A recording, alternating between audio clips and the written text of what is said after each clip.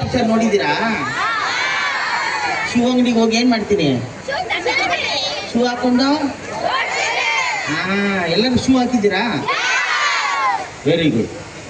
ಇವತ್ತು run for ಸರಿ, ಯಾತಕ್ಕೆ? ನಗಕ್ಕ